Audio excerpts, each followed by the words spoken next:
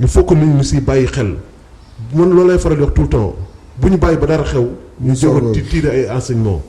te ñu doon wax si police beeg affaire yooyu ñoom il faut comprendre que ils sont bu ñu la waxee loolu ne la y a des forces occultes ak yooyu on va leur accorder cette crédibilité xam nga lu tax. parce que ñun on est dans l'information muy ñun ak yéen ñëpp mais ñoom ils sont dans le renseignement. dans le renseignement effectivement. boo nekkee si renseignement yow am na yenn éléments yoo xam ne yow jotoo ko man jotuma ko donc c'est facile d'être là à critiquer alors que tu n'as pas les bons renseignements. man foofu lay waxee. foofu ngay waxee mais lii fi amoon ñëpp a ne plus jamais ça. waa opposition comme waa pouvoir mais comment faire pour que plus jamais ça. waaw xam nga loolu je pense que appel au calme boobu dafa nekk li nga xam ne muy de quel bord qu'il soit dafa nekk li nga xam ne rek lu ñëpp war a rafetlu la donc plus jamais ça nag mooy nan la ñuy conscientiser jeunesse bi parce que tey boo xoolee les jeunes qui ont entre 15 ba 35 ans ils représentent 75% de la population sénégalaise.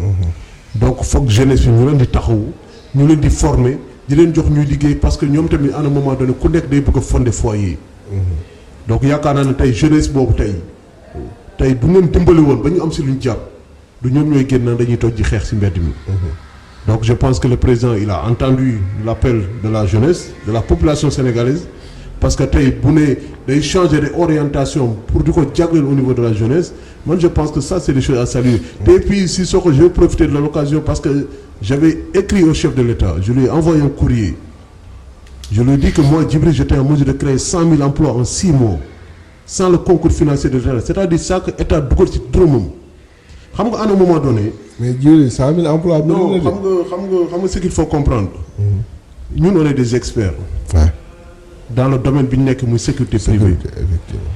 nee naa la bu ñu yàlla dimbale ñuy def ay événements comme les 24 heures du Mans qui regroupaient plus de 500 000 personnes ñun on était les seuls Sénégalais yoo xam ne ñooy toog ci table préfet ku xam importance préfet au niveau de la France ñun ñoo doon wax les mesures sécuritaires. donc bu ñu yàlla dimbale ñu am société foofu di jël plus d'une centaine de Français di leen former di leen liggéeyloo donc ñun bu ñu ñibbisee suñu dëkk nit ñi war nañu bàyyi xel tuuti xam nga man lan laa bëggoon. ñu ñëw ne ma Djibril yónnee nga ñu courrier nga ne ñu tu peux créer 100 000 emplois en 6 mois comment tu vas réussir à faire ça. ñu indil ma seen experts yi nekk sécurité fii Sénégal ma wax démontrer leen A ba Z na lañ créer 100 000 emplois en 6 mois xam nga tey loolu bu ñu ko créé. mais en une minute. waaw nan nga koy créer. non xam nga dama lay jox benn exemple banal.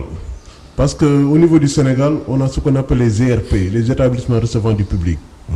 les établissements recevant du public au niveau du Sénégal 99% ne sont pas aux normes en matière de sécurité et en matière de risque de panique.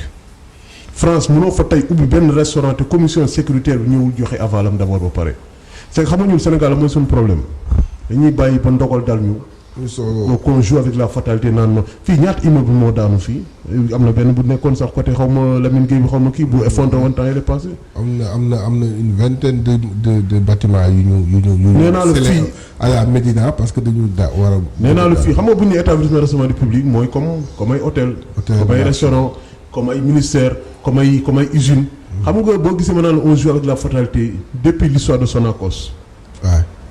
xam nga dafa am ay produits chimiques yi nga xam ne utilisation bi sax dañ ko war a réglementer man li ma bëggoon tey mooy ñu créer li ñu naan la DSCOS bi nga xam ne DSCOS sécurité lay nekk xam nga DSCOS bi ñu créé division mooy surveillance sol bi kooku kuy tabax kër wala ngay say kayit leeru ñoom dañuy ñëw ñu dindi ko parce que nekkoo ci yoon ñun nag dañoo war a créer li ñu naan DSCOS bi nga xam ne c'est au niveau c'est pour la sécurité privée. fii ñaata nit ñooy daanu fii def malaise ñu jaaw ñu jël ñu yóbbu ñu suuli. des xam nga ne pour ne pas pour rentrer dans le domaine médical mais nit bu defee malaise noyeetul même tu as parce que en France on fait ce qu'on appelle les sauveteurs secouristes du travail donc mun nga en 42 minutes tu peux le ramener à la vie mais il faut que mu nekk des positions de PLS mu nekk ay li nga xam ne nit ñi dañ koy jàng tey da ngay dugg ci supermarché doo fa gis sax porte de secours.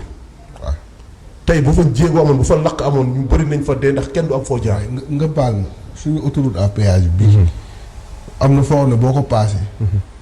yow bu dara xewee amoo issue de secours fa ngay des.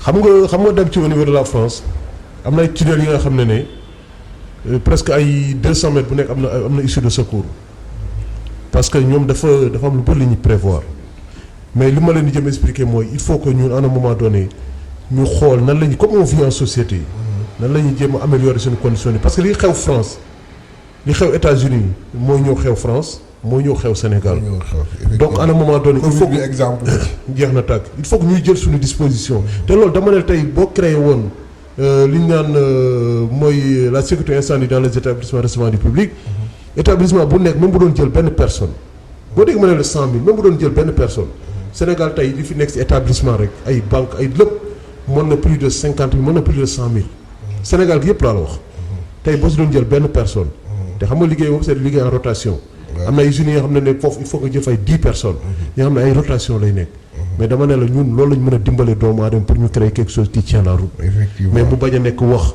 xam nga mais nag je pense que le président il a entendu jot na courrier parce que j'ai eu la confirmation que jot na ko te j'espère que dina ma si woo ñu toog ñu waxtaan si parce que man ça va être ma participation à l'effort national man loolu laa mën am sama idée indi ñoo teg ñu liggéey si te loolu bu ñu ko defee population yëmbal déjà ba bu si amee sax 30 000 si 100 000 emplois yooyu rek dafa mel ne koñ mu ne nga jël fa 100 personnes nga dugal ko ci mu liggéey effectivement li des ñu bàyyi ko ñu jox ko yëmbal yëpp ñu jox ko Sénégal gi yëpp vraiment sant yàlla ko mu nekkoon participation à l'effort national bu Djibril Diaw expert en sécurité